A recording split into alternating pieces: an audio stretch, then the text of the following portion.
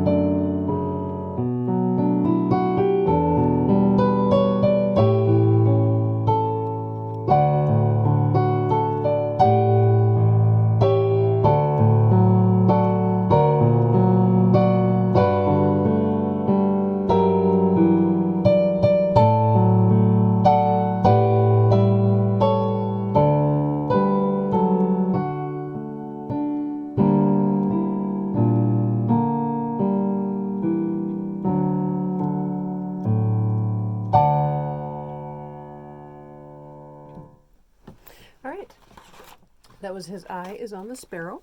And it's 4 pages long, starts with no flats or sharps, and ends in 2 sharps. It is arranged by Victor Labenske, and the hardest part for me was at the bottom of, here's the second page, at the bottom of this page, just going into the next page, at the top of the next page was the problem part for me. I don't know why exactly, but that was the most trouble that I had with this song.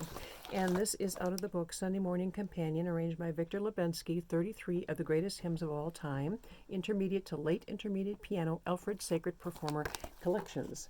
I do use this book a lot.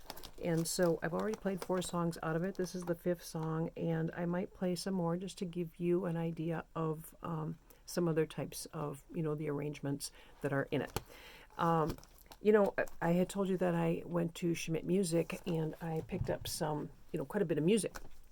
And you're probably wondering why I'm not playing out of that music.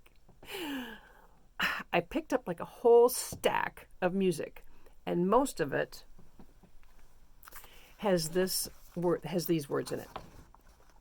No part of this book shall be reproduced, arranged, adapted, recorded, publicly performed, stored in a retrieval system, or transmitted by any means without written permission.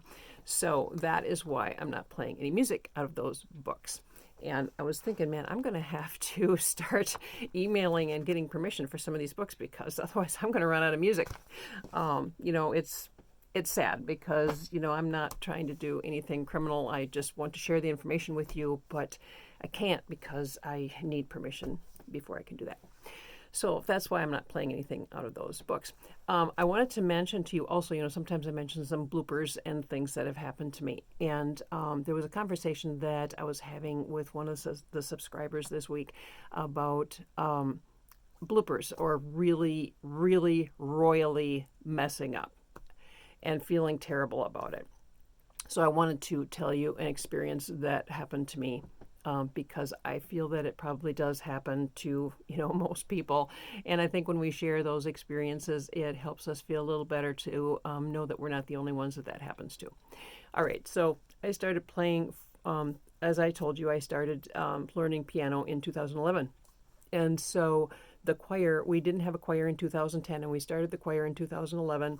I think this probably happened maybe in 2012. I'm not sure, but it was when I still wasn't quite comfortable with the piano.